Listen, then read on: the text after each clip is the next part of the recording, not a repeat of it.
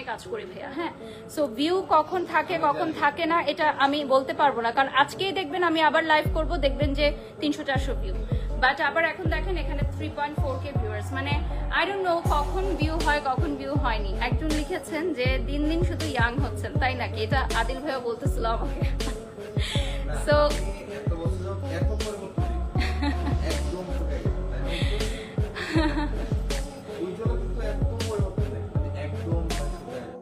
এবার পেটের ফাটা দাগ নিয়ে ভিডিও করায় ব্যাপক সমালোচনার মুখে পড়লেন ব্র্যান্ড প্রমোটার বারিশা হক। সামাজিক যোগাযোগ মাধ্যমে প্রতিনিয়তই কোনো না কোনো বিষয় নিয়ে আলোচনা সমালোচনা লেগেই থাকে।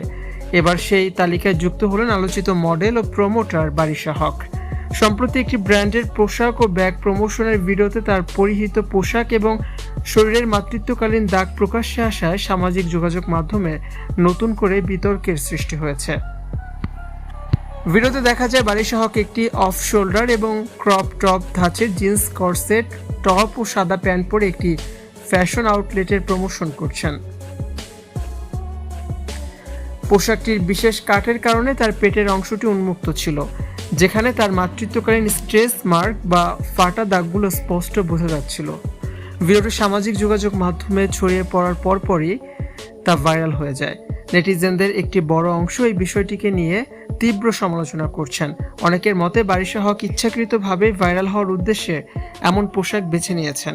তাদের অভিযোগ, কেবল সস্তা জনপ্রিয়তা ও ভিউ পাওয়ার জন্যই তিনি এই ধরনের খোলামেলা পোশাক পরে মাতৃত্বকালীন দাগ প্রদর্শন করেছেন। সামাজিক যোগাযোগ মাধ্যমে তাকে সব বিষয়ে নিজেকে জড়ানো এবং বিতর্ক তৈরির চেষ্টা ব্যক্তি হিসেবে আখ্যা দিচ্ছেন অনেকেই। বারিশা হক পেশাগতভাবে বিভিন্ন ব্র্যান্ডের প্রচারণার কাজ করে থাকেন, তবে প্রায়শই তার বিভিন্ন লাইভ বা ভিডিও নিয়ে সামাজিক মাধ্যমে ট্রল ও কাটাছেঁড়া হয়। সমালোচকদের একাংশের মতে তিনি একমাত্র প্রমোটার যিনি যে কোনো বিষয়ে নিজেকে জড়িয়ে আলোচনায় থাকতে পছন্দ করেন।